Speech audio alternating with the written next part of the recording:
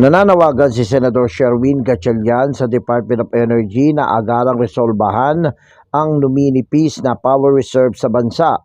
Iginit ni Gatchalian na hindi na bago ang naturang issue na matagal ng problema at paulit-ulit na lamang na nangyayari.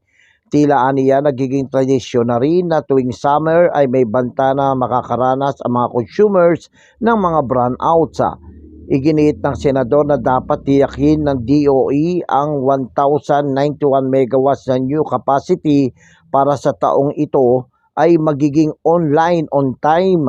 Bukod dito, dapat rin aniyang ihanda ng ahensya ang interruptible load program, tiyakin na walang magiging maintenance ng power plants maliban sa mga hydropower plants sa summer season, magpatupad ng energy conservation program sa ilalim ng Energy Efficiency and Conservation Law at i-monitor ang haba ng maintenance ng power plants. Ako, si Jojo Sikat, walang inaatas ang balita.